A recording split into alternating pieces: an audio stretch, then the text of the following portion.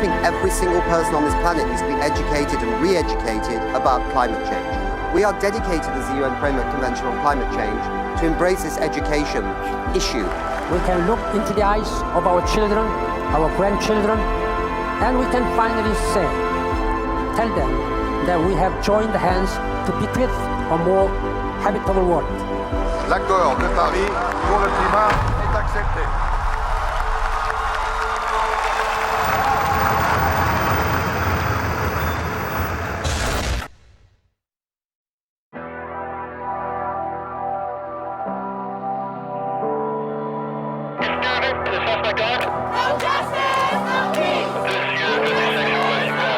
State Congress voted to ban abortion. Alternate universe located. Global temperatures rise. The effects on social media on Generation Z. To avoid catastrophe, rising sea levels, and dying coral reefs, the epicenter of a global pandemic. No exception for rape or incest.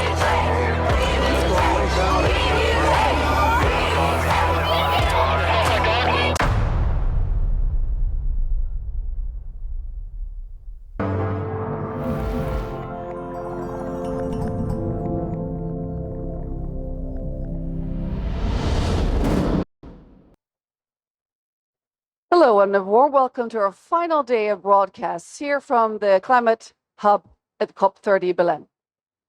Those of you watching might have realized that we did not have the press briefing from the Planetary Science Pavilion last night, or at the end of our show, because that was why the reason was that Johan Rockström and Carl Eneroth, the scientists, were called into a meeting with President Lula, which is good.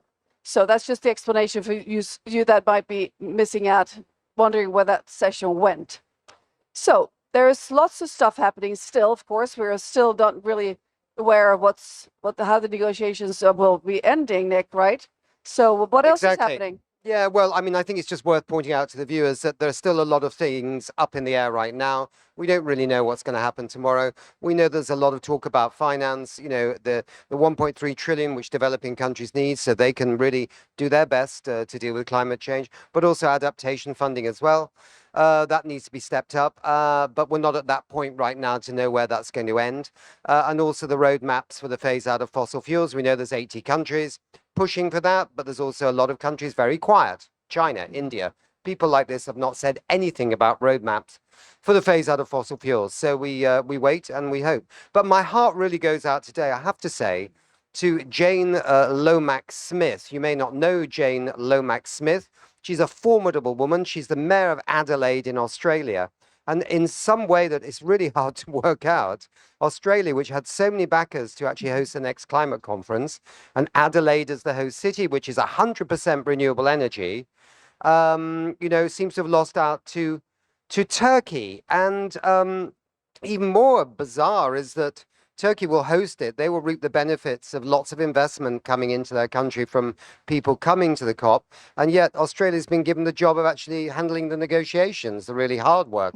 I don't know how this happened, but I'm sure that some people will be very shocked. I mean, Turkey is a beautiful country in many ways, but, you know, the opposition leader in that country is facing 2,000 years in jail. And that kind of human rights issue is not really very healthy as a background to a COP, let's be honest. So let's see. Yeah. Well, thank you, Nick. That's a great segue to the next introduction here. We're going to talk about the theme of today's broadcast here at We Don't Have Time. It's Democracy Day. And we are going to start this morning with a special and quite unusual opening. We're going to screen a film. Before we screen the film, we're going to have a panel. And the film is called Stand with Courage. It's a 4-part documentary series created by Sandrine Dixson-Declève.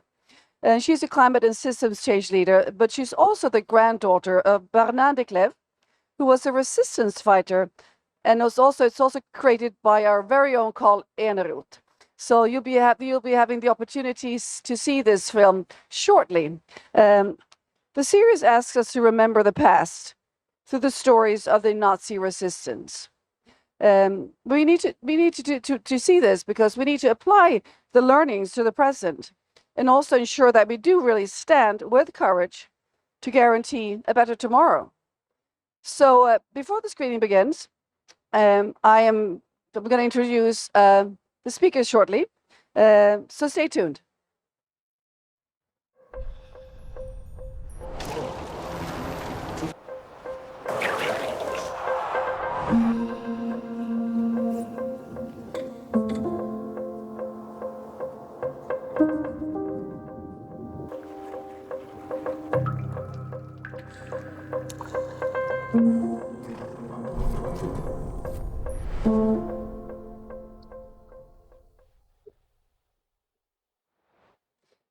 So before we start the screening of the film Stand with Courage, it's a documentary series in 4 parts.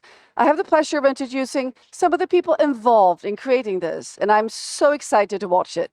Carl Eneroth, you are the filmmaker, and you are a documentary filmmaker, and you are the person that really filmed this and edited it.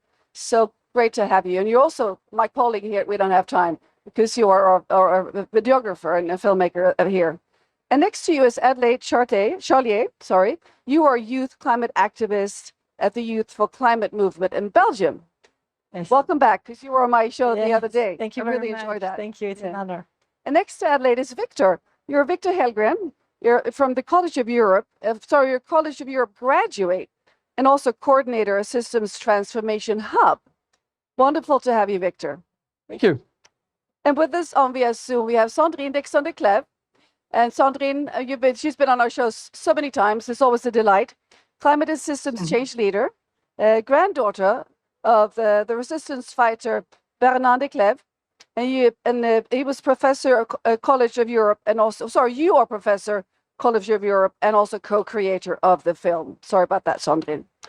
And also with us, It's okay. we have another distinguished guest. We have Jean-Marc Lieberherr Monnet, and you're the grandson of Jean Monnet, who is the founder of the European Union, and you're also from the Monnet Institute. So wonderful to have you with us, Jean-Marc. Thanks for having me. So, Carl, let's start with you. Yes. You've been working with us here at We Don't Have Time here at the COP, and I'm curious, what made you get involved in this fabulous project to create the documentary series Stand with Courage? Yes, thank you. How does a story really begin? I was in Paris at the Climate Reality conference, and I had just finished another documentary called Healing Beyond Fear about Ukraine.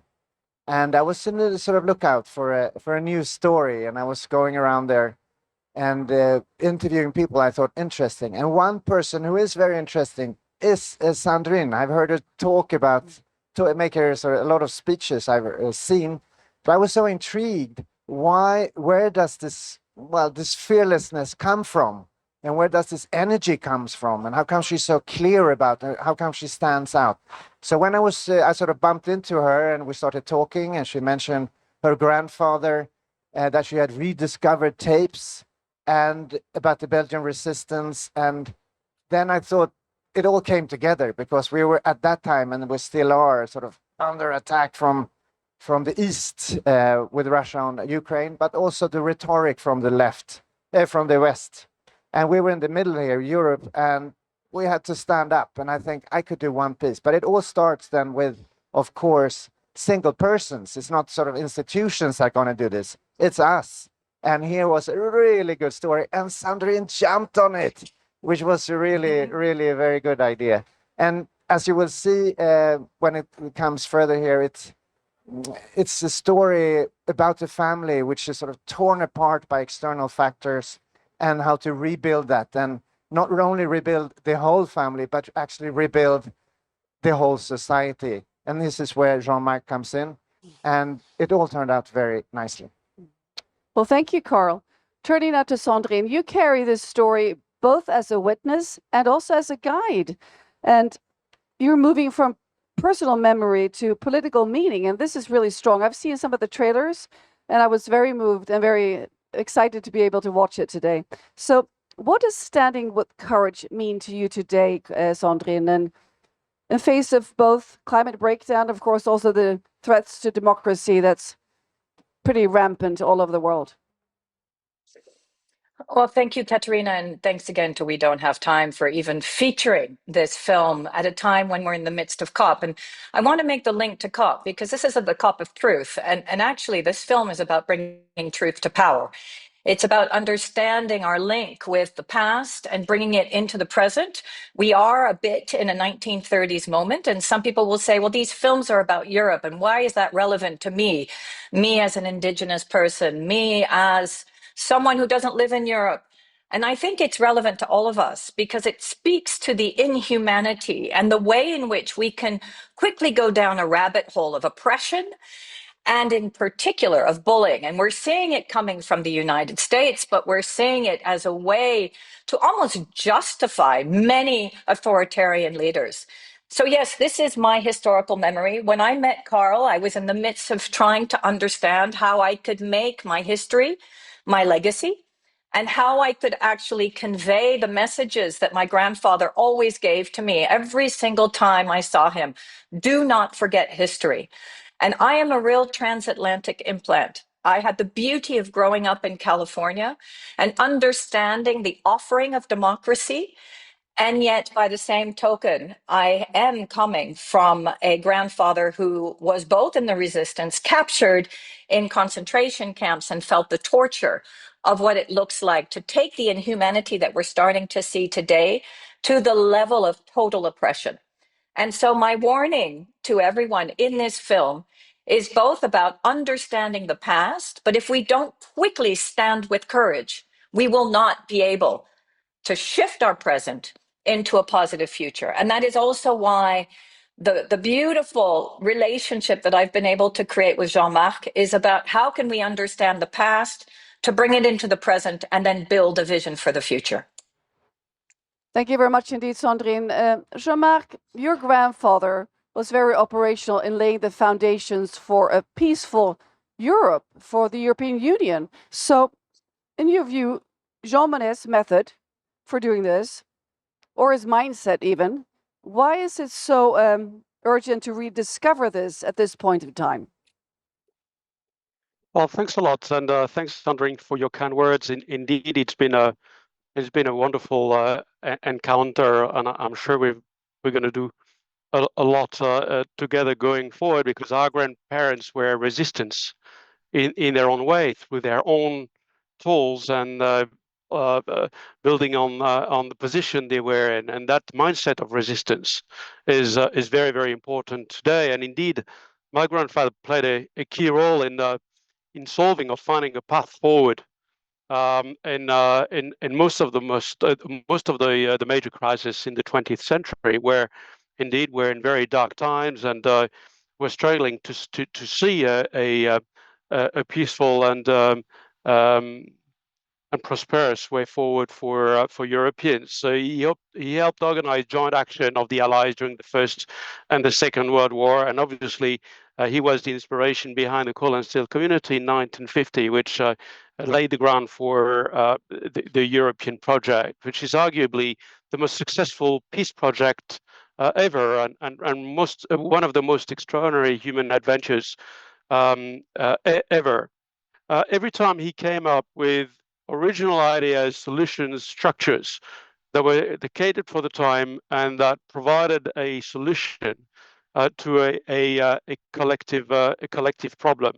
And I guess we are today faced with a collective problem, finding a way forward, a way back to collective action to face these common dangers and challenges that we're facing, that Sandrine alluded to. So I think there are two things that we can really refer to today, really important. First, we need to remember the vision. The vision of Monnet is the vision of unity, peace, shared prosperity through collective action, organized by institutions that are based on the rule of law. And that vision is still relevant today. And one of the reasons why we are having difficulties is that the world is moving away from that vision, but is highly relevant, and we need to bear it in mind and refocus on it. The second thing is the method. Monnet always came with a method, a way to translate vision into reality. And one of the most important elements of this method is to organize collective action behind a key lever that can actually move us forward. In 1950, it was coal and steel. How to organize collective action of Europeans behind a key lever, a point that will lead on to everything else, not the 25 different things that make us lose our way, but one or two key levers that are really going to help us go forward. We need collectively to identify these levers and focus our collective efforts and resources behind this. And that's really important. So I think the vision and the method are really what we need to reconnect to today. Thank you very much indeed, Jean-Marc. Turning now to Adelaide, you've called for the need for emotional courage as well as political courage. So how do European young people move from fear to agency, Adelaide? Thank you. Before answering that, I would like to just highlight the strength also of Jean-Marc and Sandrine. You had the chance of having incredible people in your family, but also as young people, we look at your strength and your courage today in order to make sure that we will have that will that will have the perseverance throughout our life also. The courage that we have today as young people, also in this COP, has to be infinite. Because this is COP30. I'll probably be, I don't know, at COP40, at COP50. I need this strength. So thank you so much for passing it on. In order to pass from fear to courage and to action, we have to accept the fear. We have to accept the feeling of how it's touching us, of literally being sad, of accepting these emotions. And it's hard because we don't have lots of public space for that. It's seen as weak. It's seen as something that you should push away, put aside, and not make it public, especially as a leader. A weak leader apparently is a leader with emotions. That's a real crisis. That's where I think we are starting our humanitarian crisis. So the first thing I would say is please feel the fear. Feel the sadness, feel your madness. And then we have to transform that. Of course, we can't only be mad every day, otherwise we get depressed. But we can take that fear and these emotions, feel them, we have them here, and then we inform ourselves, we meet, and most importantly, we don't stay alone. We join a community that has the power, because together, with all these different fears, we want to figure out how we get out of there. And that's very empowering. And this is the moment of coming from this sadness, these emotions that you felt alone, sharing them with the community, and together as a community, building one project in order to feel empowered. And the importance is not if the project is going to pass or not. The project of this documentary is incredible. We hope the entire world is going to see it. But it already saved some people. It already was impactful. And so when you build a project, don't look at if it's going to change the entire world. Do it. Because it's at that moment that you're transforming your fearness into courage and action. And don't do it alone. Excellent, Adelaide. I really like that intervention. So, Victor, in this documentary, you walk the streets of Bruges, and you talk to people. So, could you please tell us a bit about what you heard, and also why listening is so important? I think that's kind of what binds us all together, building this community. But also, it was part of Jean Monnet's method to bring people in the room and to listen to them. And that's exactly what we tried to do in Bruges. And we walked around, and people have stories to share. They want to tell their story, and it's super important that we listen, but not only listen, but also understand what they're saying to us and engage with what they're saying. And we tried. I hope it went more or less well in the streets of Bruges. And they say we have 2 ears and 1 mouth, so we should listen twice as much as we talk. And I think it's really the basis of all the work we do here at COP, and all the work we do together is if we listen to each other and mostly understand and engage with our peers, with our colleagues, we will move forward in a great way. Thank you, Victor. I have 2 questions left to see if we can manage to get them in time. But I'd like to start with you, Sandrine. The sense of belonging. Where do you get it? What makes you want to really care and protect and act? Well, I think part of that sense of belonging, as I said, comes from my own history. Realizing that I had one part of my family, my grandfather, who was in the resistance, but then on my maternal side, I actually had a grandfather who was one of the first fonctionnaires in the European Commission. So following the vision of Jean Monnet. And the sense of belonging for us was being active citizens within a new journey called Europe. And even though we left for the United States, I carried that sense of belonging with me. The fact that actually you can build from the rubble.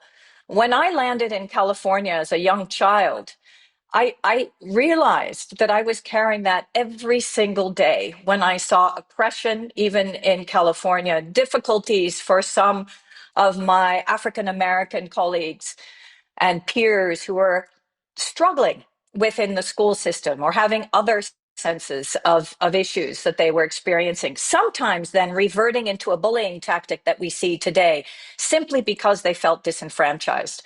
And so carrying that knowledge, listening, as Victor said, I think belonging comes from understanding where you are consistently. So not separating yourself. We have now this constant separation. We're either on our iPhones, listening to music when we're not even engaging in the environment that we have around us. And so that sense of belonging for me not only comes from my family, but making sure that I'm anchored where I am every single day. These 4 films are about how others feel about that sense of belonging. It's about how we recreate a new sense of belonging, not one of being like deer in the headlights, dictated by bullies, whether they be in the United States or elsewhere, telling us that we have to act this way and become less and less human. What I hope this film will be able to show everyone is that by understanding history, by coming back to our own self-truth, we can truly come back not only to being European, but to being more human. And that's what I'm hopeful. And Katerina, you and I have been in Belém just 2 days ago. We were together.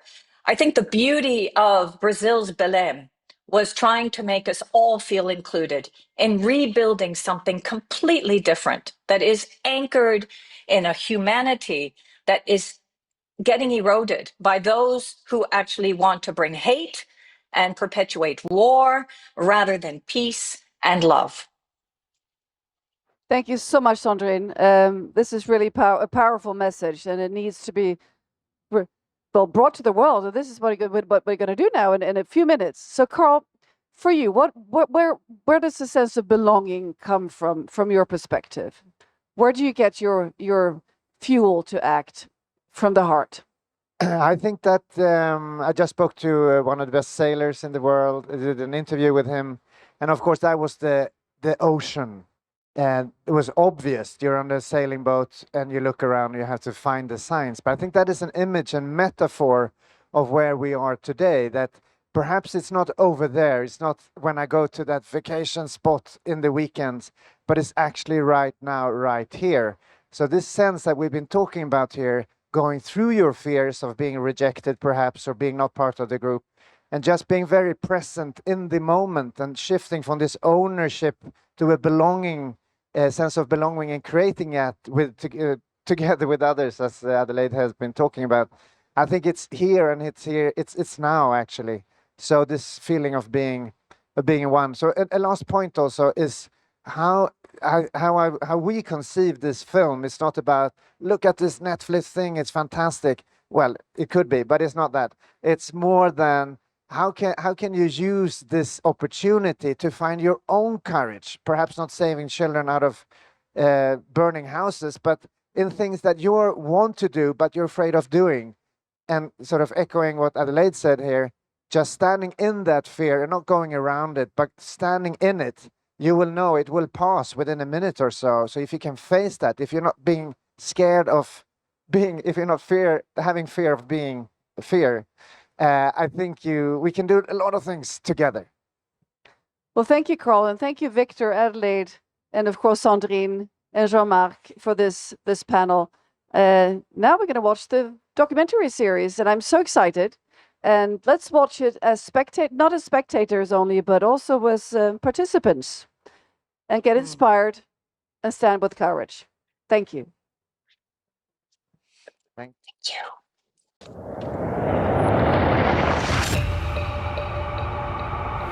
Dieser Kampf entscheidet das Schicksal der deutschen Nation für die nächsten 1000 Jahre.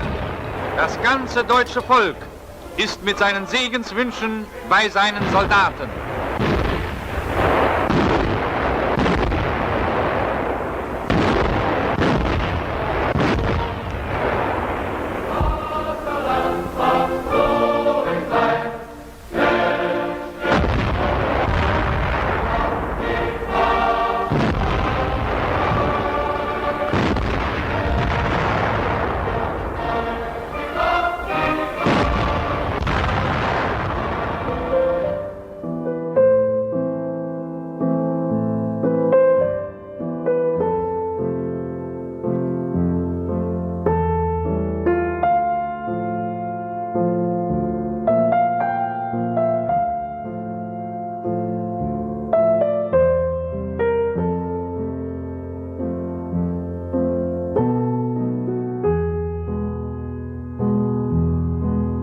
So we are now facing the double doors of the Gestapo building where my grandfather, Bernard Decleve, who was 25 years old at the time, turned himself in because he had heard from a family member who had come to his house that he had actually left because he needed to protect the family, that the Gestapo was going to come and take him. But also that if he didn't turn himself in, that the family would be taken with him. And so to protect his family, he walked in freely into these doors. And what he recounts is that he never thought that these doors would become the beginning of a journey through hell. He talks about, as an officer and also as a resistance fighter, that there would be some level of rule of law. He thought maybe they would treat him properly and let him go. But they didn't. They actually kept him for 3 more years and transferred him from here to the prison that we're going to go to then subsequent prisons, to then subsequent concentration camps, and then an extermination camp in Germany, to then finally be liberated by the Americans. So the journey starts here.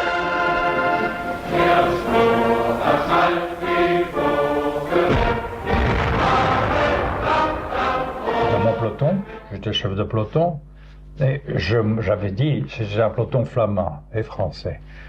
Mais c'était un peloton plutôt flamand. Je n'étais pas flamand et je ne parlais pas bien le flamand, pas du tout. Alors je leur avais dit, moi de toute façon, cette guerre, je la vois d'une façon, il faut se battre, il faut résister.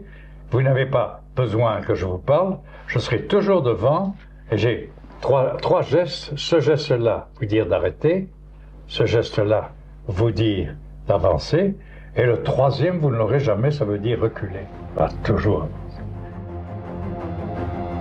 So I am now walking in the footsteps of my grandfather, and he's walking to now the second building where the Gestapo takes him, which has cells in the basement. And down in the cells, I've heard that there are inscriptions from some of the prisoners that were taken and held there before being transferred to a variety of different camps. What really troubles me, again, is this notion that behind a wall, there can be so many horrors.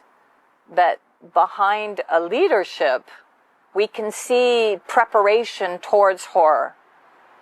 And we see some of those signs today and wonder, could this really happen? Could this get out of control? Could several of our leaders join forces? We know that they're a part of the radical left and right, but in particular for the moment, the radical right, those countries that are under populistic leadership, that are listening to each other and that are working together, and in particular following a method of dehumanization. We see it in the United States with the throwing out of the migrant populations. C'est ça qui était la caractéristique du camp de concentration, c'est qu'on vous voyait absolument tout. Vous étiez déshabillé, c'est la première réaction d'un être humain quand il est nu au milieu d'autres êtres humains, quand on ne s'est jamais trouvé au milieu de centaines d'autres tout nus.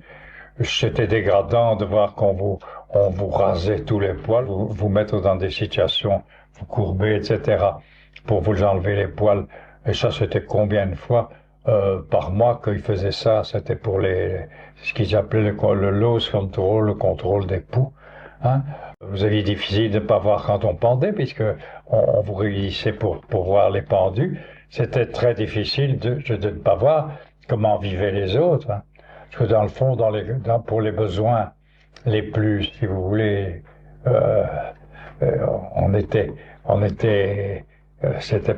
c'était pas une fois qu'il fallait les faire pipi. Et comme on n'avait plus de muscles, vous voyez le nombre de fois où on devait faire pipi dans un culotte. Bon, ça, c'était courant. C'est pour ça qu'on devait puer comme des ordures. Ça, c'était épouvantable. Il n'y avait pas d'eau pour se laver. On était avec un truc qui était difficile à laver d'ailleurs aussi. Cette espèce d'uniforme qui était de la fibrane, qui était du papier. Quoi. Donc je le retrouve à Mauthausen, ce truc. C'est pour dire que dans certains camps, le sadisme avait été poussé jusque dans ses retranchements de cette façon. C'était une espèce de grande plaine, marécageuse, qui dépendait du camp. C'est le fameux camp où il y a 200 et des marches pour porter les pierres depuis le bas de la carrière jusqu'en haut, avec 30 kilos de pierres en général sur le dos. Ou bien vous arriviez, ou bien vous n'arriviez pas. Je n'ai fait ça que quelques jours, heureusement encore. Si vous n'arrivez pas en haut avec votre pierre coupée, etc., on vous descendait sur place, ou bien on vous poussait. Et les cadavres qui étaient là, nous devions le soir les remonter. Nous devions prendre par les jambes une pauvre épave humaine morte, un squelette. C'était tout ce qui restait de nous. J'étais comme ça aussi. Et nous devions sentir cette tête qui brinque-ballait. Il fallait les remonter pour les mettre sur des chariots, pour qu'ils aillent au crématoire. C'est là aussi que les SS faisaient s'aligner en haut de la carrière, les gars, et leur disaient « sautez ». Quand vous étiez là, et qu'on vous disait « sautez », je vous jure qu'il n'y a plus moyen de faire autrement. Quand on vous prend votre Mützen, la casquette, et que le SS la jette sur les fils de fer barbelés, ça fait une petite étincelle. Il oblige le gars à y aller. Ça fait une grande étincelle et ça devient tout noir. C'est le corps calciné sur un fil de fer barbelé. J'ai vu ça tous les jours. We see it also in the way in which they're systematically taking hold of knowledge, which is exactly what Hitler did as well. We see it in Hungary, and we see it in the United States in terms of the attack on universities. We see that they're systematically also starting to get rid of the rule of law, slowly eroding the way in which human beings are kept under control to a certain degree so that this viciousness does not get out of hand. And that we must take in and understand. Are we going to rise up now? Or do we wait till we have another war in order to build from the ashes? Et quand j'ai vu des milliers de gens habillés, avec leurs vêtements habituels, avec leur grande croix, leur grande étoile jaune, avec à ce moment-là encore le papa et la maman ensemble, à ce moment encore, ne croyant pas ce qui allait leur arriver. Et de voir cette séparation brusquement, Les enfants s'en allaient, la maman leur donnant encore leur poupée, toute perdue. Le mari et la femme séparés. Et puis l'entrée. Et puis cette fumée, cette odeur. Ça, c'est quelque chose que je n'oublierai jamais. C'est à ce moment-là que j'ai vraiment compris ce qu'était l'Holocauste, ce qu'était la méchanceté de l'homme et ce qu'était l'humanité. Et le fond de méchanceté qu'il y avait au fond de l'homme. J'aurais peut-être encore pu en douter jusqu'à ce moment-là. C'est très curieux. Mais là, c'est déclenché une révolte, c'est déclenché au fond de moi-même, si vous voulez, ça n'intéresse que moi, le désir de ne jamais d'essayer de ne jamais plus faire de mal à quelqu'un. Et d'essayer au maximum d'aider s'il se trouve encore des gens dans cette... Mais vous voudriez réagir à ce moment-là. Vous voudriez aller aider. Vous voudriez aller chercher. Mais nous étions dans l'impossibilité de pouvoir aider. Nous étions nous-mêmes gardés, mais bon, à une autre tâche.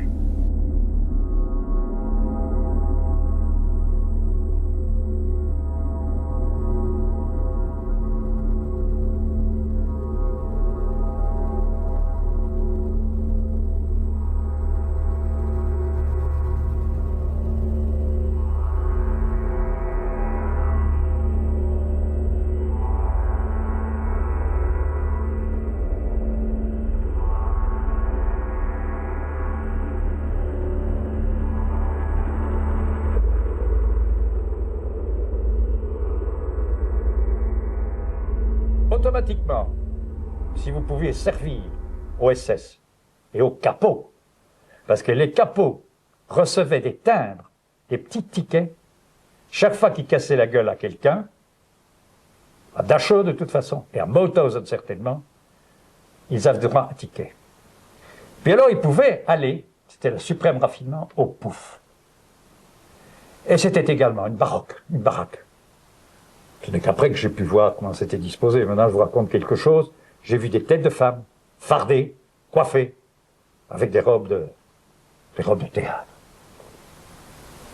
Qui regardaient tristement les gars tout nus qui passaient, avec des airs de vaches qui regardent passer les trains. Le prisonnier m'a dit, un polonais m'a dit, je ne sais pas ce que c'est. Ce sont donc des femmes prisonnières qui étaient utilisées dans ce bordel pour les capots et pour le SS. Et ça se passait de la même façon, on entrait pour les capots, ils entraient par une porte. Il y avait un grand pot avec un désinfectant et un gars qui était là avec un espèce de grand pinceau de peintre de bâtiment, qui prenait dans le pot, qui leur flanquait ça où je pense, c'était le désinfectant. Hein. Il n'y avait pas de canne du sida à cette époque-là, voyez-vous. Et vous les entendiez, los, los, schnell, schnell. Puis ils ressortaient par la porte de l'autre côté. Ça existait. Détail que je ne suis pas le seul certainement à dire, mais ça existait. I want to tell this story because it's been a part of my history and my heritage since I was born. But because for the first time, I'm feeling that we're getting very close to a Third Reich moment. And my grandfather always said to us, grandchildren, don't forget history. I've had these tapes of him speaking to the Auschwitz Foundation and being interviewed on TV about the resistance. We've talked about it, we've talked about the war, but it just didn't feel like it was part of my present until now.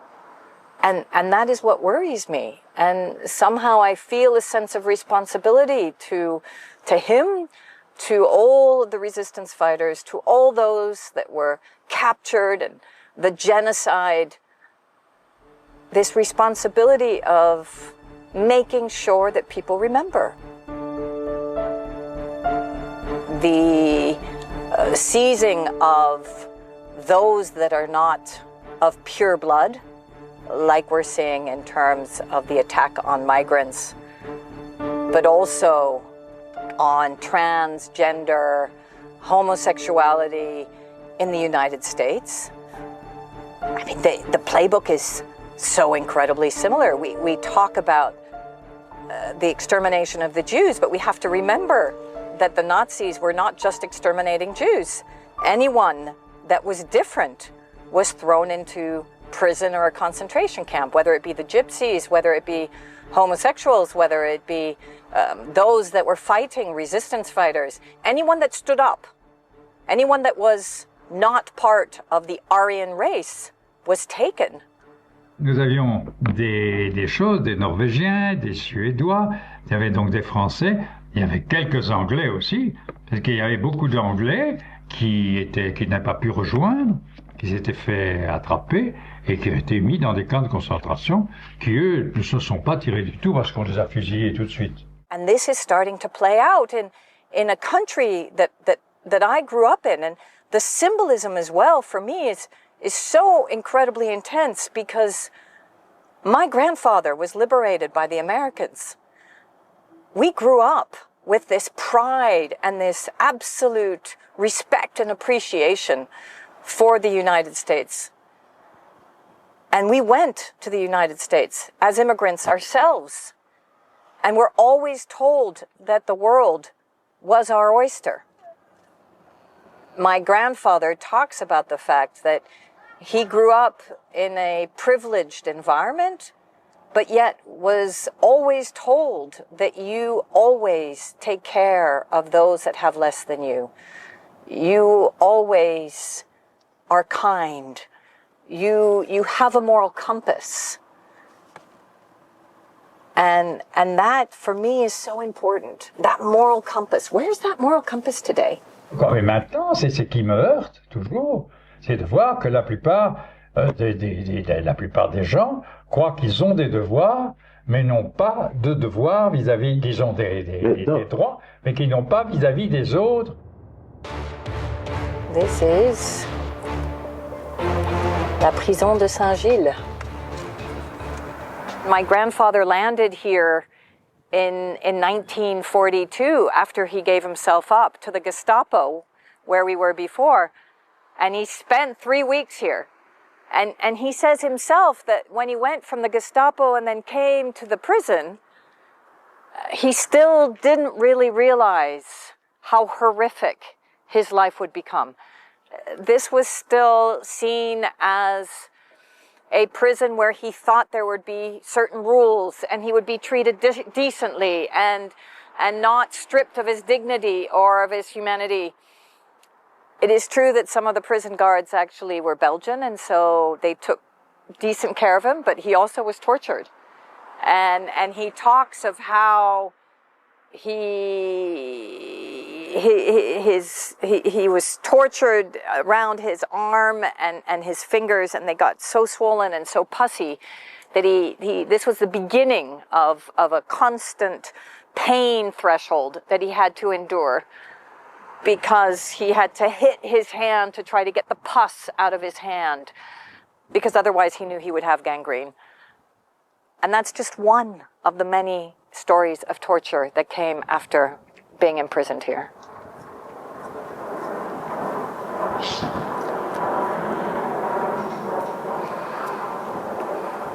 You know, it's really interesting. When you start walking in someone's footsteps, you start to feel like you're them.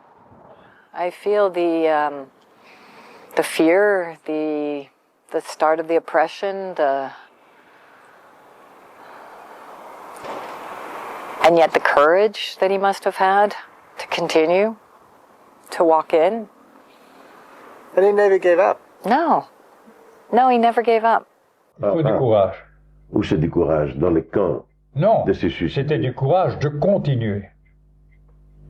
La solution la plus simple, c'était de ne plus rien faire et de se laisser aller. Ça, c'était la fin totale de toute souffrance. He never gave up. He continuously went through every one of these thresholds of inhumanity and of pain. And he says himself, he wondered why he survived. Why him and not someone else? Even when he was sleeping in between, and he talks about it, 80 centimeters of space when he was in the concentration camp, where he had to place himself in the barracks on top of other people Sometimes you had someone's, and it's quite crude, but he says it himself, someone's asshole in your face, or someone's feet, or someone's face, or a dead person that you were lying on because they'd passed away during the night. The camps smelled horrific, and he sometimes, as he came out and survived, would have these deep memories that would come back because of certain smells. The stench of the tissue, the dying tissue, the dying skin of people, the defecation. And so, here we are in front of this building in 2025, and it's going to be closed down soon. And you think to yourself, wow, behind these walls, once again, behind these walls, so much horror.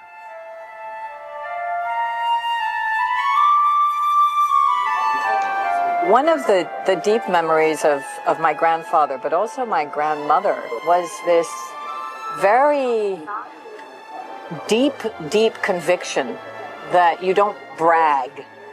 It's not about what you do and then how you show it. It's how you are and how you show up. And there's a difference.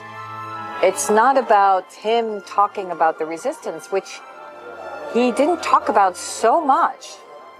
What he talked about was for us not to forget history, for us to remember that we were all responsible human beings, that we had to have values and a sense of morality and responsibility towards other people. And that, for me, is his greatest lesson. He never talked about himself as a hero, ever. In fact, we never made him out to be a hero. We made him out to be an incredible human being who stood up for what he felt was important, who didn't leave the country because he could have. He had the means. He came from a good family. Many good families in Belgium could have left and did, and he didn't, and neither did my grandmother. They stayed because they wanted to defend their country, and they wanted to defend Belgium and Belgians. And so that lesson is his most important lesson. That idea of courage is something that's innate in all of us, but that we need to really tap into it at the right moment, and that we need to realize how a human being has to be to his fellow or other human beings. And that is what they spoke about all the time. That was the value system that permeated throughout our entire family, our discussions at the lunch table or over dinner, whether he came and visited us in California or whether it was here in Belgium when I came and visited. And it came from both of my grandparents, this conviction that you really need to treat your neighbor properly, like yourself. They were very faith-driven, without pushing their Christianity, their Catholicism on everyone else, but they fundamentally believed that love and respect is what a person should be made of. And I think that's what drove him.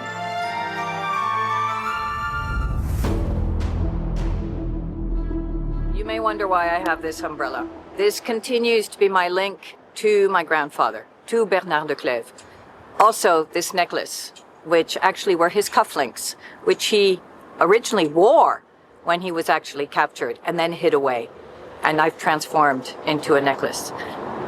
We have to understand that my grandfather fought the 18-day war here in Belgium.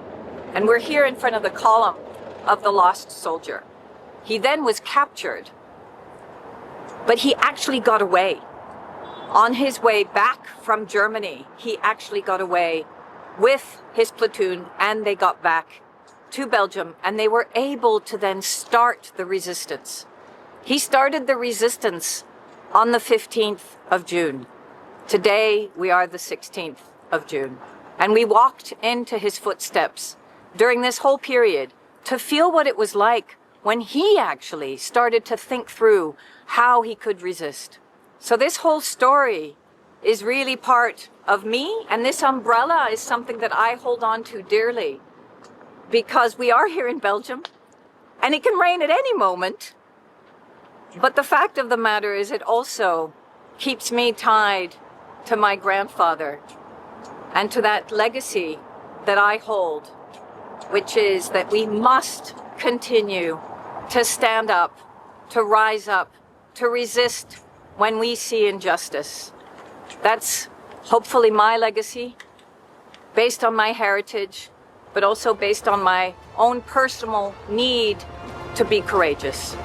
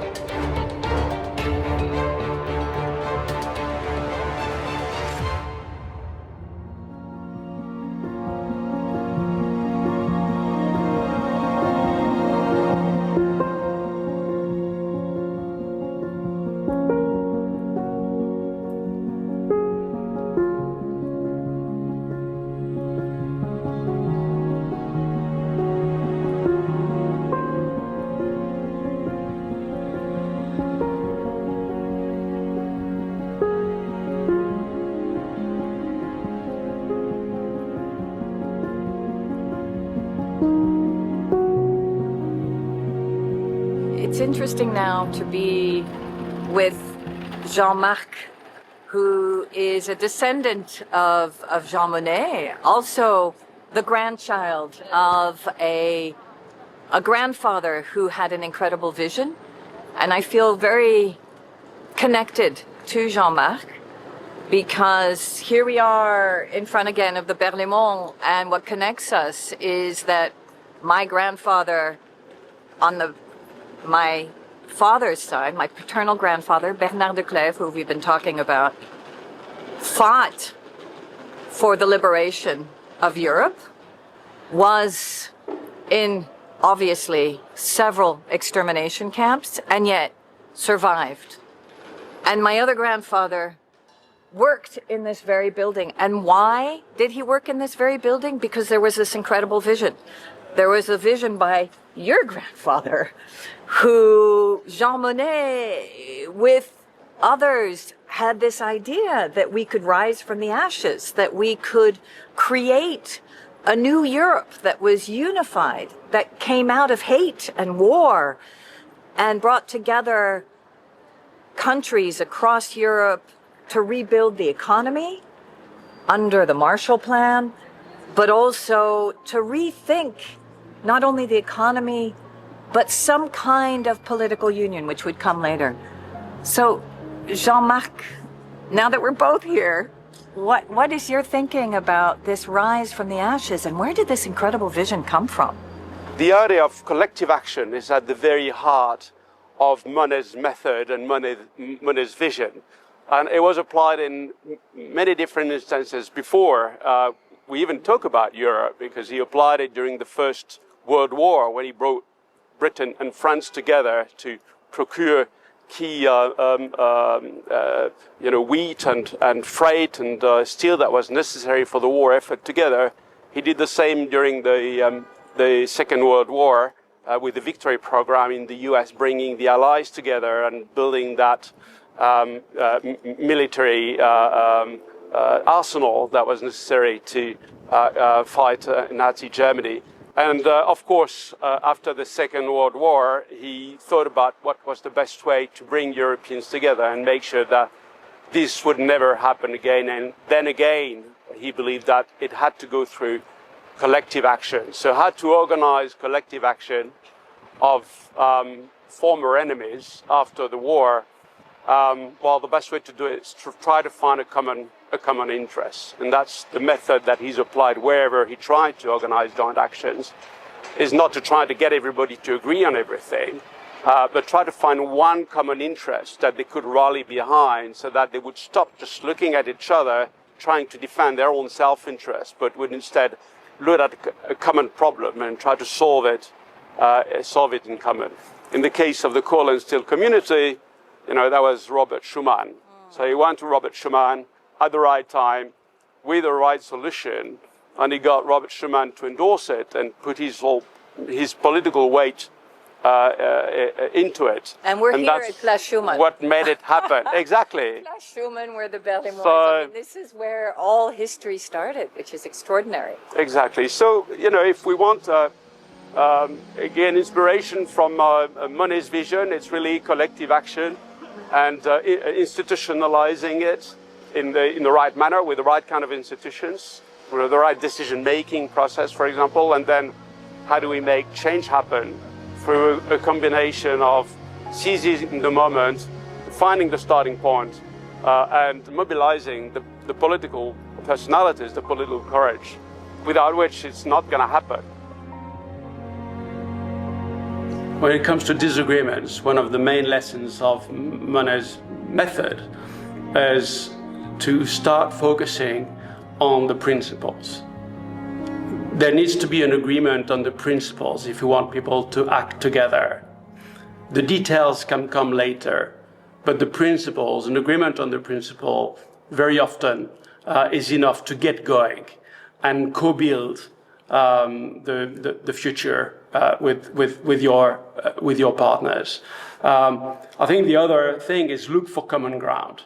Don't come to defend your own personal interest, but look for the common interest. There is always a point of intersection between all the parties' interests that they can focus on to work together towards something common. So you don't need to agree on everything. You need to agree on some basic principles that you want to get something done together. For example, that can be enough. And then you need to agree on what your common interest is. And you start working together towards that common interest as opposed to define your own private interests. And that creating that mindset within the group or within the coalition or within the institution is really the way to overcome the whole question of, moving forward while not agreeing on everything.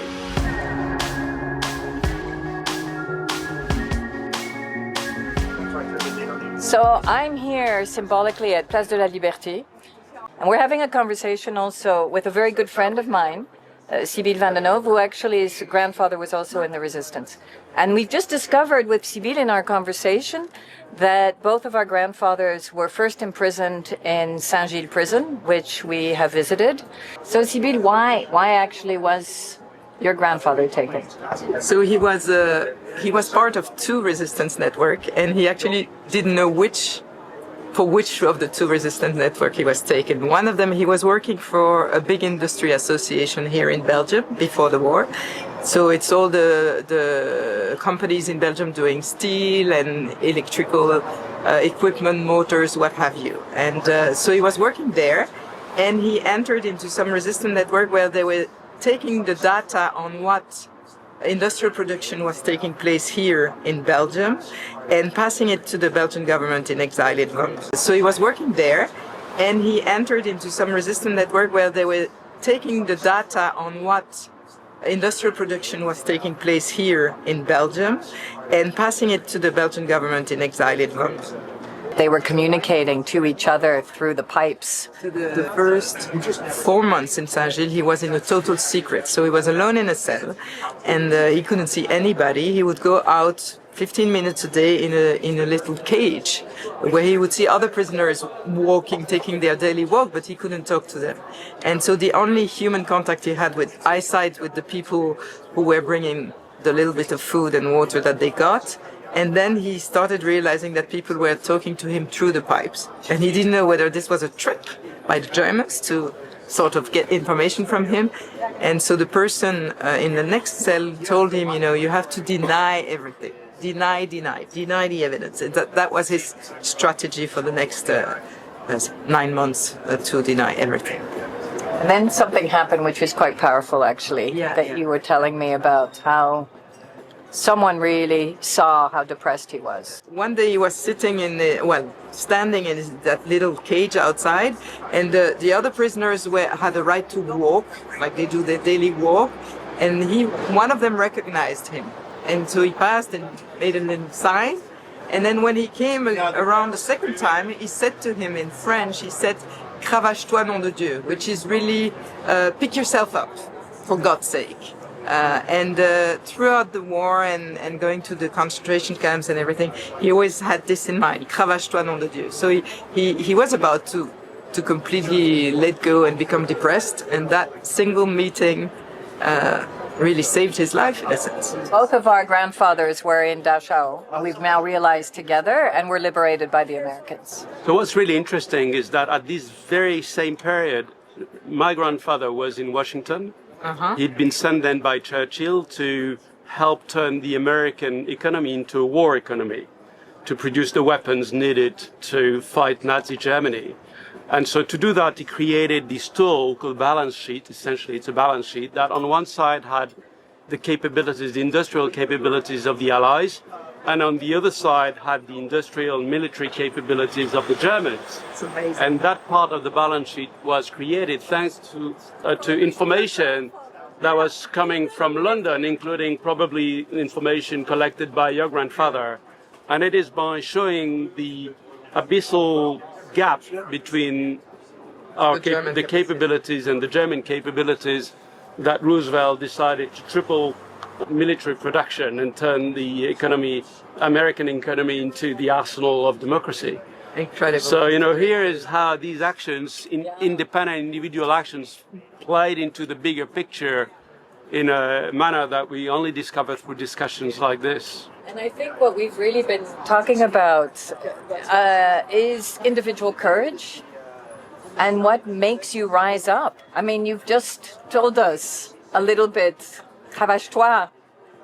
Come on, get yourself motivated, come back, find that inner courage. And my grandfather talks about the same, constantly having to deeply go into what is that inner courage. What they had in common is a refusal to let the course of history as it was unfolding in front of their eyes happen, and a confidence that they could, in the position they were in, they could have an impact, or at least they had to try. What I inherited is optimism. He was incredibly optimistic. It was almost funny. He was optimistic about everything. He was always saying how lucky he was, how lucky everything that happened in his life was. You have to adapt, you have to change, you have to get involved in the world. Don't stay in the same job all your life, and stand for your values and act. So that's, I guess, what I inherited from him and from his wife, my grandmother, because she stayed in Belgium with 4 kids. And she didn't know where he was. She didn't know he was, so she had to survive the war in her own way by, taking care of those 4 children, completely alone without knowing what was going on. Sibylle brings up the element of the family and her own grandmother and the courage of her grandmother. And I think that it's really important that we realize that while these incredible men left, there were so many women who were left behind. My own grandmother, many times during that period where my grandfather was in the concentration camp, was given no news. She had no idea if he was alive or dead. In fact, at one point, the Gestapo officer in Brussels told her that he was dead and she should just give up. And at that moment, once again, she had to tap into her own self-courage, but also the notion of hope. Could she continue to raise her children within the context of a war, knowing that her husband has perished or has been tortured before perishing? And she makes a split-second decision at one point, and she recounts the story where, after being told that my grandfather is actually dead, that she looks up to the sky and she digs into her faith and she asks, do I end my own life, the torture of living in Brussels under occupation, knowing that my own husband has perished but I have 3 small children? What do I do? And she decides, no, I can't leave my children, and I don't believe this man who's telling me that my husband is no longer alive. I know that he is doing what he needs to do, not only to stay alive, but to resist. And that was her own personal resistance, in addition to all the incredible work that she did with her cousins and her own siblings to resist during the war, to be part of the resistance. And I think it's important that we recount these stories of the women that stayed back, the incredible grandmothers who lived the war while their husbands were gone, who continued to have hope and who continued to resist. And I know that that continued also when they came back. And my grandfather wrote a book after his experience in Dachau, and it starts, one of the starting paragraphs is about how he had to leave all his dignity, every aspect that made him human, at the entrance of the concentration camp. And that you had your outfit and you had the red triangle, which basically reduced to you belong to a certain category. And you're no longer an individual, you are no longer Jean Monnet, who was born on the 15th of February 1910. You just belonged to a certain category, and you were dehumanized. And I also feel that, and I see, not only a feeling, but I also see this happening today, that we are categorizing people, putting people in groups, and no longer looking at them as real individual human beings. When these resistance fighters, these concentration camp survivors came back, they were not the same people. And that is a story that is often not told because the pain is so great. We, myself, Sylvie, Lynn, all of us have referred to these incredible grandfathers who do not make themselves out to be heroes, but instead just make themselves out to be human beings, who recount the stories, whether it be in books or in storytelling, but who don't talk about that period of deep pain when they came back from the concentration camp. My own grandfather was 2 meters tall and weighed about 30 kilos.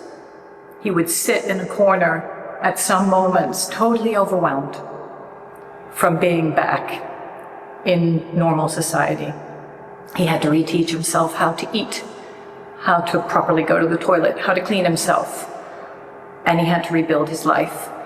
And this was very painful for my father to see, who was the eldest, for all the children and the cousins and the community and the families to be there for the survivors when they came back and to try to engage with someone who had lived under such terror and under such torture. And I think we need to also remind ourselves of the incredible love and heroism of the families who carried these men and women when they did come back through their love and their compassion and enabled them to become human again after they'd lost their humanity. Some of the American soldiers, they shot some of the Nazi guards in the back. They were so shocked by what they discovered that, the Germans were walking away from them, hands up, and they shot them in the back. And then also there was a lot of violence and hatred against the capo who was in charge of their barrack, who was a horrible man. And he went away from that scene. He couldn't stand seeing this. He said, why do I have to go away from these scenes where they're punishing the people who were torturing us? where I have been for months and years in camps where I saw my own brothers and friends being killed. And he said, then he writes this sentence, "Je crois que je ne suis pas fait pour la haine. I think I'm not made for hatred." And I mean, if now I found this sentence again by rereading the book, and I think I'm going to keep it with me all the time and say, I think I'm not made for hatred. And that may be one of the things we should, bring. And when you go and watch, a marathon and you stand there, or you watch Remco in a pool and you say, "Courage, Remco." No. My partner goes, "That's not courage. It's just his job." So today we're living in a very polarized world. It's open, closed, black, white, man, woman. Some people call it the dichotomania. And I think for me, how can you bring in these, not 50 shades of gray, but a million shades of gray? How can you bring in pluralism? As coined by the great philosopher Hannah Arendt, how can you bring in these nuances in the debates? How can you make sure that there is room for different voices, different opinions? Not different facts. I think facts are very important. But how can you allow different perspectives and different views on these facts? I think that is a big responsibility that we all carry, because in these concentration camps, there was no room for pluralism. It was everybody who questions, who are against it, is being eliminated. You know what gives me hope is, again, looking at my history, realizing that my grandfather, who was in the resistance and then fought his way through all of those different camps and survived and then recreated a life for himself, he gives me hope, because he was able to, through the European experience and through the rebuilding, he was able to rebuild himself, but also be part of a new economy and a new enthusiasm around a Europe that was unified. My other grandfather was part of the rebuilding and was here in the European institutions thinking through, what does it look like to have a unified Europe? What does it look like to be part of not only a unified Europe, but a unified Europe vis-a-vis the rest of the world?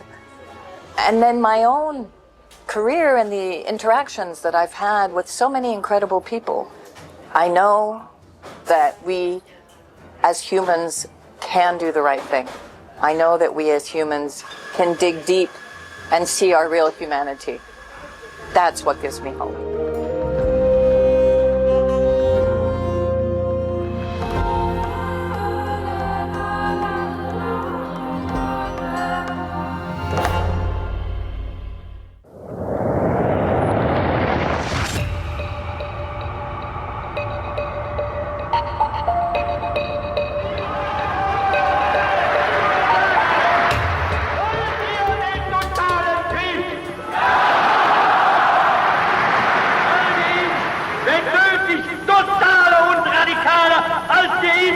überhaupt erst vorstellen können.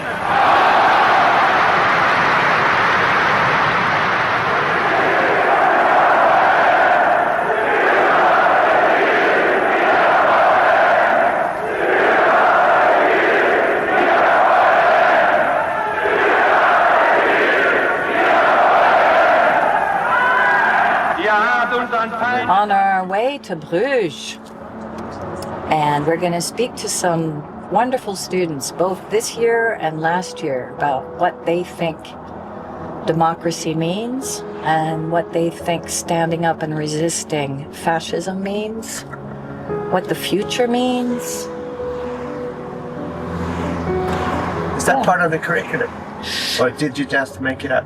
No, well, it became a little bit part of the curriculum when we had our exchanges, because when you look at the history of sustainable development and you need to explain what's happening today, where there's a real pushback on some of our values, especially around sustainability and climate change, but also social values, then you start quickly moving into the discussion on why and what's happened to our leadership and where are the pressures and the pain points in our democracies today, and how do we maintain our democracies? So it's opened up a lot of discussion, and I'm always amazed at how insightful young people are and how open not only to new ideas, but also how they already know and they already feel and they have the instinct of what's happening. But you did a trip also to an explorative trip to the States. I did, to discover the so-called flyover states, to the communities that we don't get to see much of, but that we hear about, but that we not necessarily engage with much. And you had an opening question to strike up a conversation. It was to ask what is there to do around there, say where I was from and what you could do in their state, in their community. And then people always engage because they want to show off where they live. And then you move on from there with a little bit of conversational skill, and then you get to where you want to. Where did you want to go? Just learning about what was important to them and how they think about politics and what their opinions are and what they're shaped from, and that's just getting to know them as much as possible. Could you share one insight? They care a lot about what you see and what you feel straight away. So the cost of living, the price of groceries, the price of gasoline is very important, and when that changes, you kind of relate that to whoever is in power at the time, and so you care about what is closest to you. Yeah, totally. We're almost there. Hi guys. Hello. How are you? Guys and gals, I should say. Sorry, that was not very appropriate.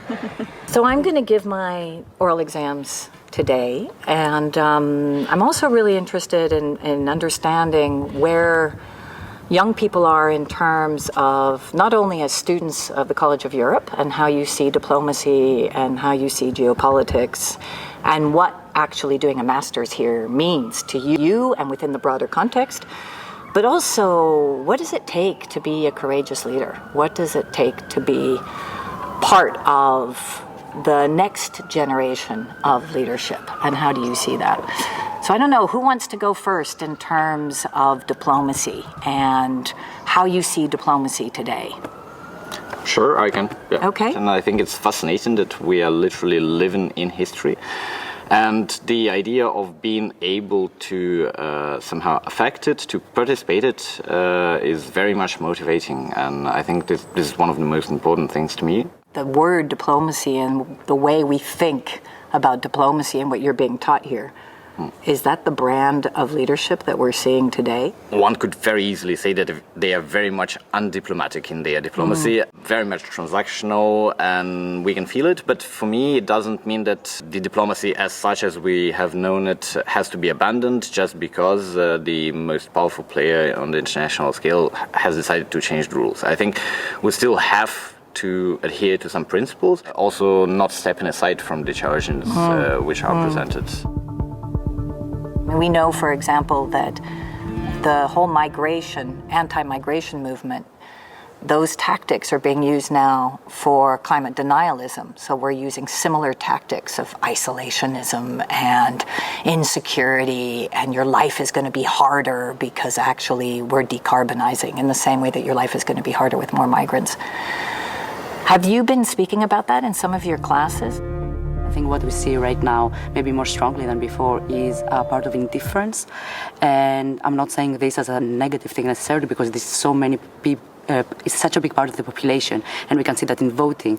We can see that in actually putting our words out. There's a lot of people in the middle that maybe because of the huge amount of information that maybe did not exist at our grandparents' time, when there was only the newspaper or the radio and you were reading that, but now information is everywhere, and people are getting bombarded with it every day. So this is something that we really need to think about, how to capture also the attention of these people that might not have extreme opinions, but they could see one way or another depending on the values that they do have. I came back in the late 80s to do an internship in the European Commission because I fundamentally believed that Europe held the social and environmental and human values that I felt were true to building a Europe for everyone, not just a Europe for the few. What for you resonates in terms of what it means to be European today? It's not just about recognizing differences, it's also about understanding differences and like building a new concept in which this polarization can be dismantled and dispowered in a certain sense. It's not enough to just see, yeah, we are diverse, but we want to stay together. Because right now I think we're a bit losing the actual meaning of staying together. The growth in hate that has been propagated very much from the US, but also in some of our own countries, Ukraine. How do we hold that space to have dialogue and to move towards an understanding that we are stronger together as a unified and solidarity union? We are seeing even from pro-European forces, let's say, even in some member states, being actually the major forces also that they are bringing populist ideas and populist tactics as the mainstream methodology in everyday politics. So what the union is also trying to do by this is to introduce new legislative measures, but as is the case also with other fields, we can say that the union is way more reactive rather than proactive. A lot of this is my own personal history because my grandfather was in concentration camps. He was a Belgian resistance fighter. And I feel very personally indebted to his ideal of fighting for what you believe in. He could have left, he could have fled. He came from a very good family. He decided to stay in Belgium and to resist. What if we're now facing a similar moment? Some people talk about this as a 1930s moment. What would we do? What does courage look like to us? It's both an individual and a collective question, because we can resist these tendencies individually by not following them, by denying them for ourselves, and that's what people did in the 1930s and the 1940s. But then also collectively, and the question is, when does that start? When is that moment when we tell to each other, hey, there's something we need to do, we need to organize to make it stop? And in case of Germany, I think there was the hope in the 1930s for a very long time that the Hitler regime would fall apart, and it didn't happen. And I think right now we need to observe, look around what is happening in different countries and where we belong and what our communities are, and identify points at which we say this goes too far.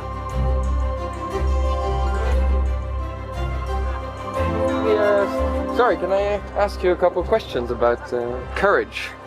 Okay, absolutely, yeah. Do you feel like you are courageous in your everyday life, or ever that you've been really courageous? Maybe I was when I was younger. But when things are really bad, I really want to say what I think.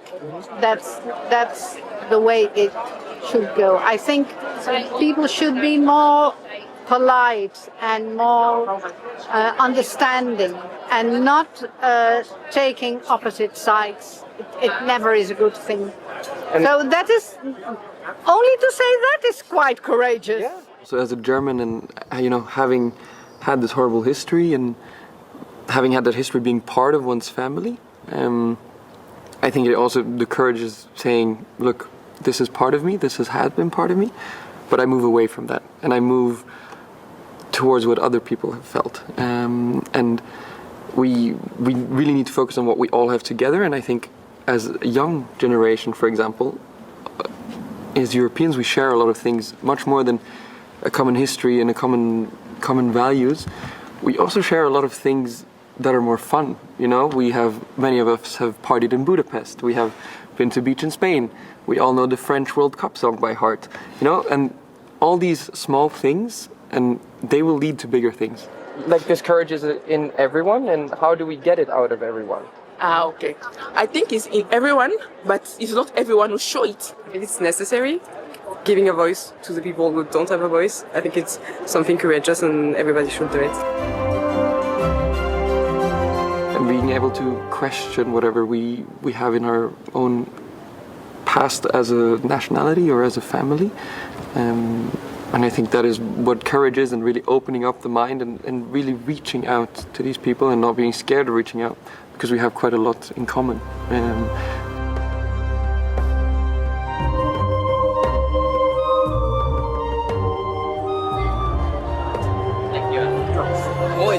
Dank u wel. If you were agreed to be in this documentary, I would love to ask you some questions. Good. Yeah? All right. If it's not too difficult. It's not too difficult. No, it's easy. You have the courage, because most people are saying you're doing good. You're not always saying what we want. That's right, but you do it on the right way. That means I do it not on a fighting way, not on an aggressive way. I'm mostly very calm. So they say, and you're talking to everybody, even the persons who are against you or against your opinion, you stay calm, you stay friendly with them. And that's my courage. I thought this was over, thought I could control it. But if I speak the truth, I ain't over you. I was feeling sober. Is there someone that inspires you a lot in your everyday life? I would say my grandma. And I really don't want to be repetitive, but I would say the same thing. Like, just the courage of creating a family, being a matriarch, and the context of my grandma. She didn't even learn how to read, so living in a world where all the challenges and even society present her obstacles, and she still manages to build something that is real and true for her. To me, that really takes a lot of courage.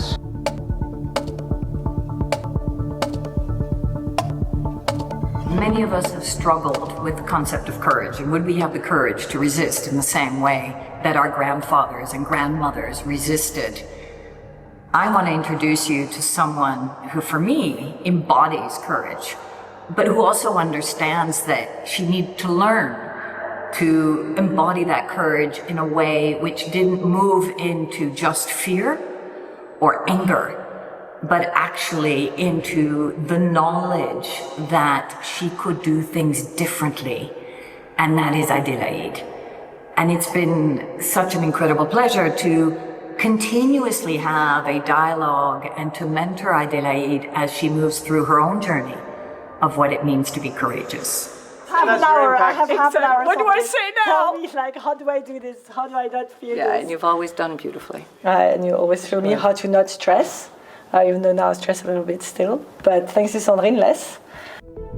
Je pense que pour les jeunes, cette paix intérieure, c'est être cohérent avec le message qu'on reçoit et les actions qu'on veut faire. Donc rester cohérent et enlever cette dissonance cognitive. On est au courant de cette urgence climatique et on se demande comment est-ce qu'on peut agir au-delà de nos actions individuelles. Et donc c'était impressionnant de voir ce que Mathieu Ricard ou plein d'autres nous ont appris aujourd'hui pour nous expliquer comment est-ce que les jeunes peuvent continuer à s'impliquer, peut-être pas en passant par la colère, mais par une autre forme d'émotion pour faire changer le monde. We started the school strikes and engaging around climate change, and then Sandrine knocked the door and said, hey, you know, like, we should talk, because some of us have been engaging for a really long time. And so we had this like almost intergenerational talks about, okay, so it kind of sucks to see we're not there yet, because you've been engaging for like 35 years. Way too many years. Yeah. But then it's also like refreshing to see that we're not giving this up, and that the team is growing. Right? Exactly. And that you're not alone. Yes. And that you're not alone. This is really the best way to face fear. I define courage as this moment where you go beyond your fear. You cannot run away from that fear. If you run away from it, I think it will grow. So what you need to do is face that fear. Feel uncomfortable for a moment. Every time I took actions that could be seen as courageous actions as an activist, skipping school when I was supposed to be at school, talking in front of a world leader, talking in front of thousands of people, doing civil disobedience action. All these moments, I feared them. I was scared. I got out of my comfort zone because it felt what was just. But at some point there is this moment where you feel uncomfortable at first because it's not in comfort that you're going to change anything. It's not in comfort that you're going to make sure this world is a better place. 70 years ago, Europe was built on a strong desire for peace, believing that it was necessary to develop creative efforts with the dangers that threatened it. Later, when the architects of Europe decided to institutionalize the Union, they signed a promise to defend freedom principle, democracy, human rights, and the rule of law for all European citizens. There is an urgency to act right now. Literally all the alarms are red. There is no time for us to wait to feel comfortable, because change is first uncomfortable. But then I can assure you, you will find comfort in your actions. Because the only way forward, especially if you feel anxious, is to take action. Try something. And it doesn't matter if it's a win or not. What matters is that you took the action. For me, Adélaïde symbolizes that courage, that understanding of history, and the knowing that as a person she needed to stand up, but also that she could learn from others. And so this relationship that we've had now for several years around mentorship is really important as a symbol, but also as a way to understand how we can all support each other in this very difficult time. How can we as different generations work together, pass on information, new knowledge, in trying to fix, or at least trying to shift towards the transformation that we need. Learning from history, applying it in the present to build the future that we actually want.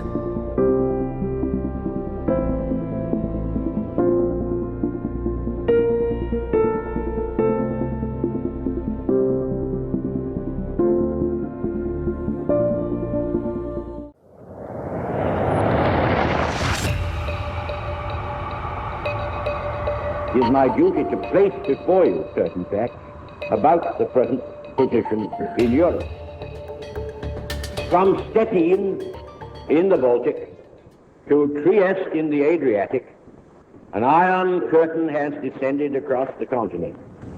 This will cause new serious difficulties in the American and British zones, and will give the defeated Germans the power of putting themselves up to auction between the Soviets and the Western democracy. This is certainly not the liberated Europe we fought to build up, nor is it one which contains the essentials of permanent peace.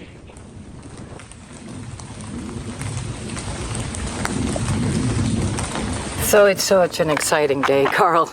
We're actually here at the Jean Monnet house. This is where the plans were drawn up. This is where the whole coal and steel community was signed off. And what a privilege it is to be here. L'Europe ne se fera pas d'un coup, ni dans une construction d'ensemble. Elle se fera par des réalisations concrètes, créant d'abord une solidarité de fait.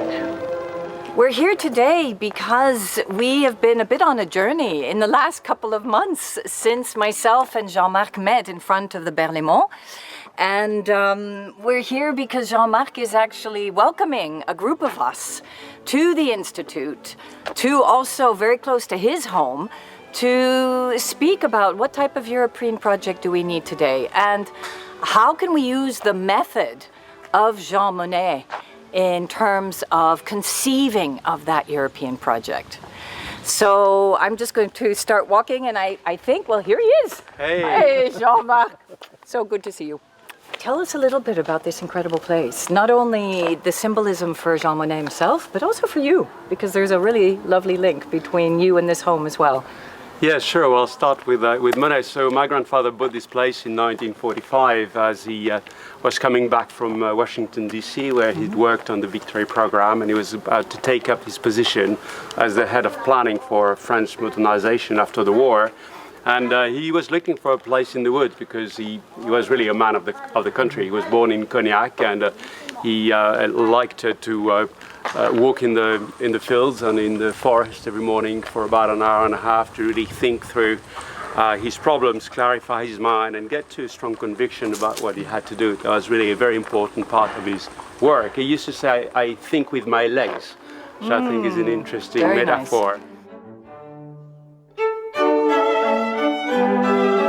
So my grandfather, André Bas, was part of this generation, very unfortunate, which was old enough to go to World War I and still young enough to go to World War II, which means that he spent 10 years of his life wearing the French uniform to fight against the German.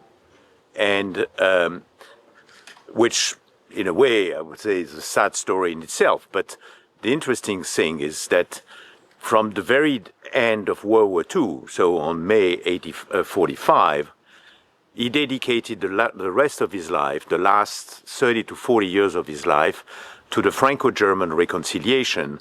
And he was among the pioneers with Robert Schuman and Jean Monnet to create or to come up with the European project.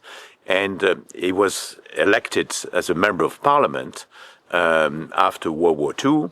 And in that capacity, and he was a member of parliament elected in Alsace, so at the border with Germany. So he has been suffering a lot from the conflict with Germany, but also he has been one of the key advocates and champion in the Franco-German reconciliation. And when I was myself in my 20s, I was fascinated by this story, and I wrote a short biography, and I dig into his archive. And it's interesting to realize, because he has been initiating right after World War II, first few meetings of parliamentarians from Germany and from France to try to start rebuilding connection and dialogue. And it's interesting to see, I found in his archive in 48, in 1950, letters from people in his constituencies, voters who said, you are betraying us. And so I really learned that at this moment that it really requires lots of courage also to sometimes to champion peace, because sometimes you are very much ahead of most people who think differently, and you need to come up with lots of courage to promote and to champion peace.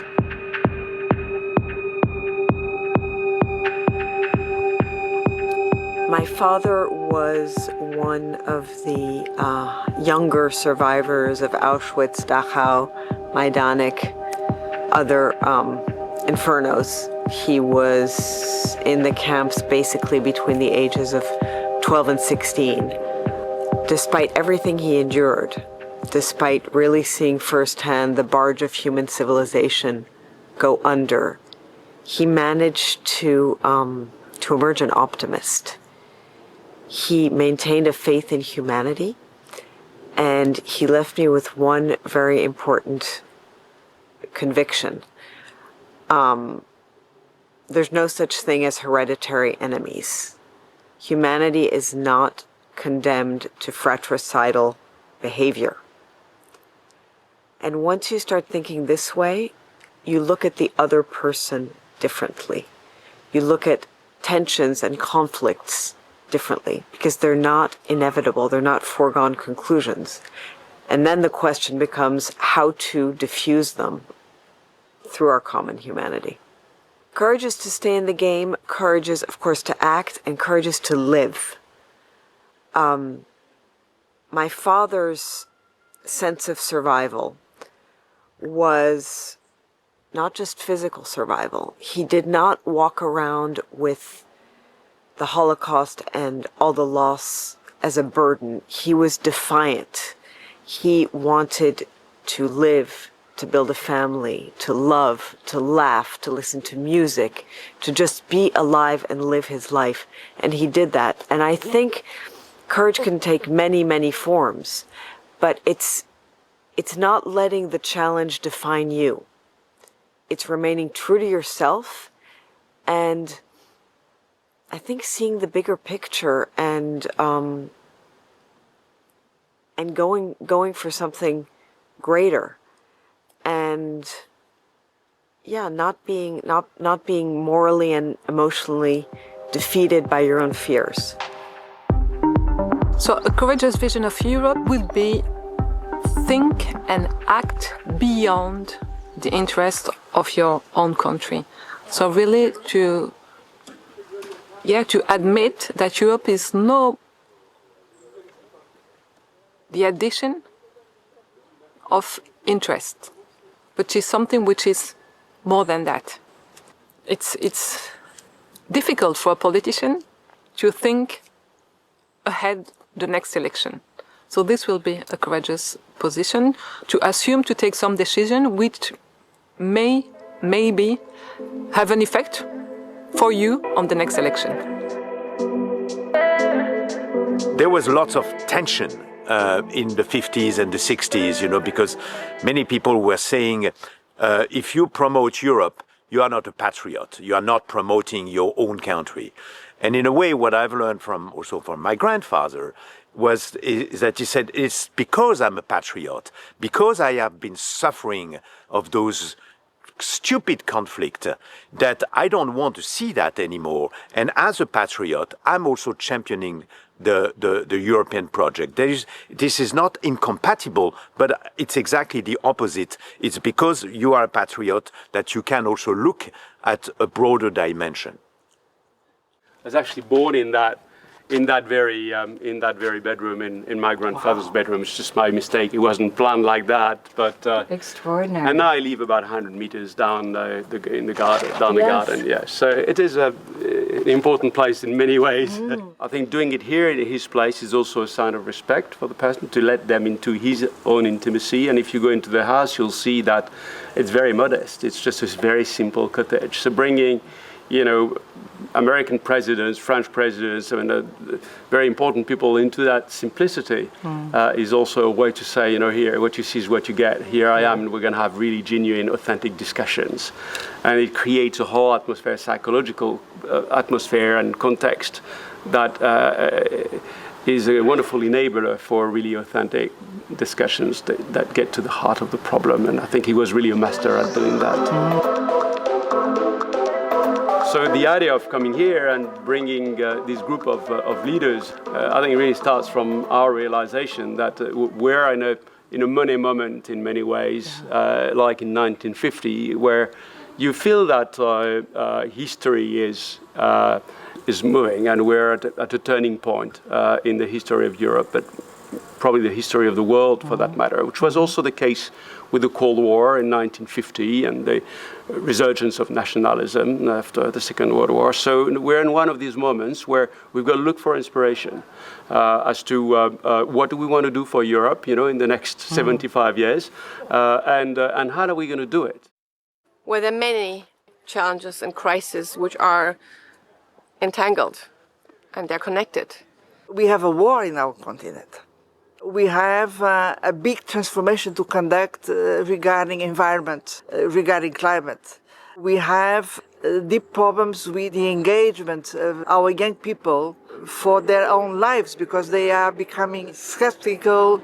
They have a lot of anger sometimes, and they feel a bit lost, and they deserve better. So we would need, in an ideal world, to first understand the big picture. I'm not talking about the big vision. I'm talking about the baseline of where the challenges are connected, which trade-offs we are prepared to make and which we're not prepared to make, and where are the blind spots, and where are the acupunctures where we can really have the most leverage to save the sovereignty of Europe. It can mean technological independence, it can mean energy sovereignty, food sovereignty, etc. So the question is, which of these different dimensions is the one which will determine all the rest? This particular issue is the digital transformation. I'm not speaking about just a technological transformation. I'm speaking about a complete transformation on the way we live. In our personal life, our public life, the way we produce, the way we conduct our democracy, the way we educate the young generations, the way we interact with the world, all this is being transformed. We don't like neither the American model nor the Chinese one. We are part of many other countries in the world who are looking for an alternative, to have, let's say, a more decentralized architecture, to have more room to choose other solutions, other algorithms, other platforms. It's not enough to regulate American platforms. We need to build up our own platforms, to invent our own algorithms according to our values, in order to shape the way you have access to health, to education, to environment management in cities and rural areas, but also the way we run our democracy. Because the central heart of democracy is broken. This is based, should be based on debate, on plural debate, on listening to arguments, on having access to evidence. And this is not working now properly because there is a huge disturbance in the media system. So again, using digital tools, we can rebuild a new digital infrastructure to enable democratic debate to flourish based on pluralism and respect for the others.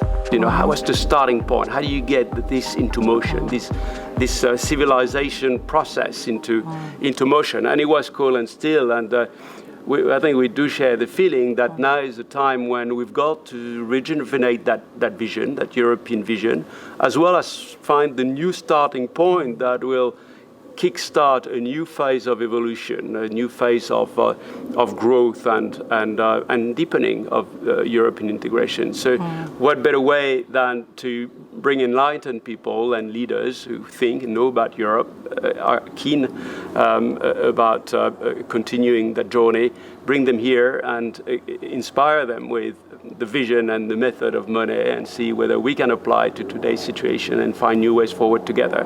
Yeah. That was really the idea, and I think it worked. I think so too. You make us sound so smart. Yeah. Unbelievable. Yeah. So well done and thank you. I think when we talk about courage, if you hear about courageous people, you always have the impression that they are fearless people, and that courage is the opposite of fear.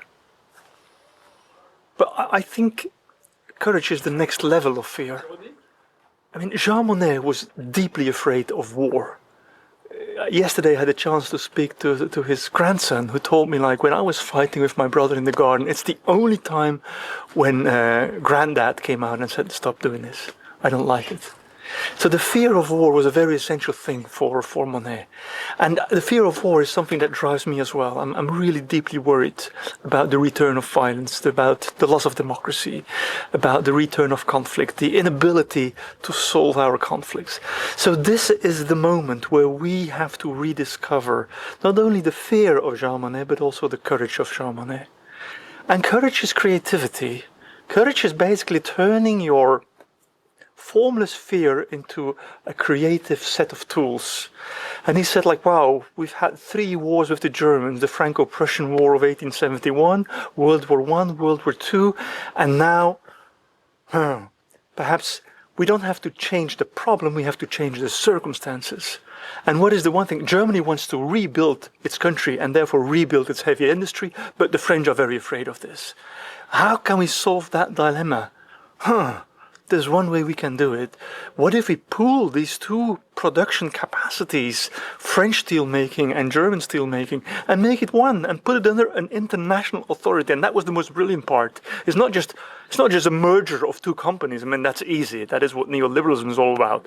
Countries are becoming smaller and companies are getting bigger. But Monnet did something else. He said, like, let's merge these 2 industries and place them under an international authority, which was become the European Union later. But let's place them under this international authority.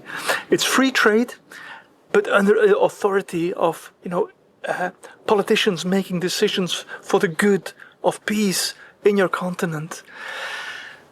And I believe we need some of that creativity now, turning our fear into courage, meaning going into intellectual analysis and daring to come up with out-of-the-box thinking, creative solutions that nobody ever has thought of, and said, like, but that's it.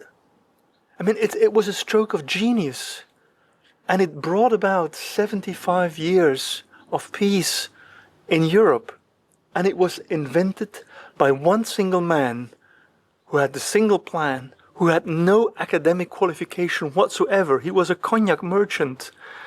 One man with a plan who spoke to one other man, who was the French Minister of Foreign Affairs, Schuman, who needed something to talk to the Brits and the Americans about Germany.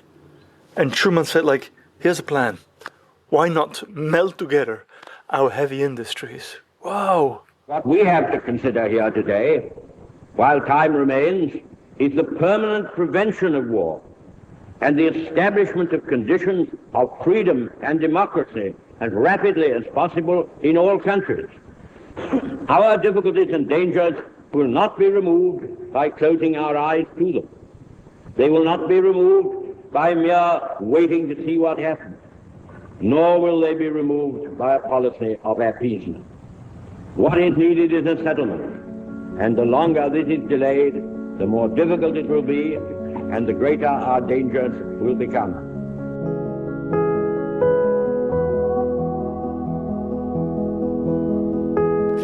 Today, European citizens have become European consumers.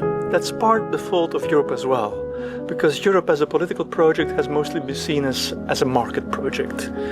So if you turn citizens into consumers, you should not be surprised that they get lazy and they lost courage.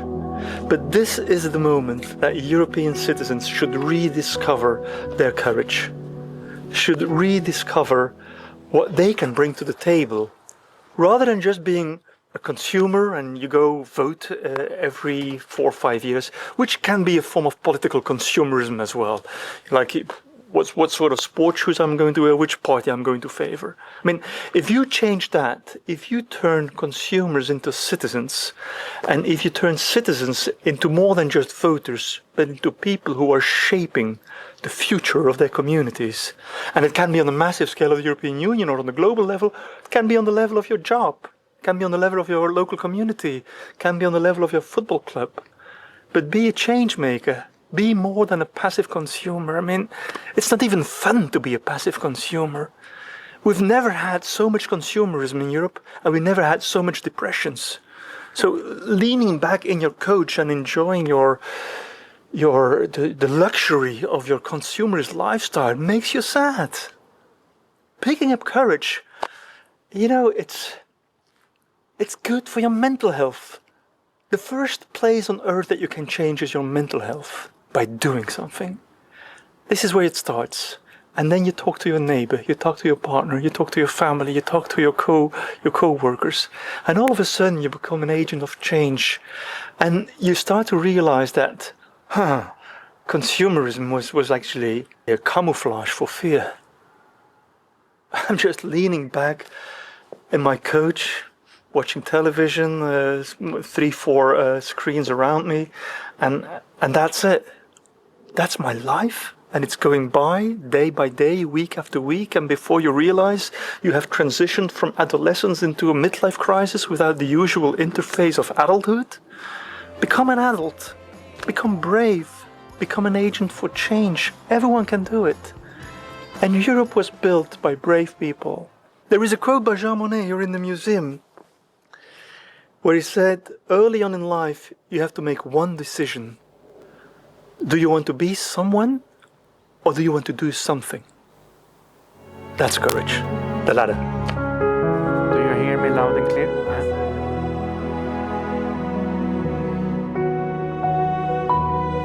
We started this journey in walking in my own grandfather's footsteps. And we're now ending at least this part of the journey in walking through Jean Monnet and Jean-Marc's grandfather's footsteps.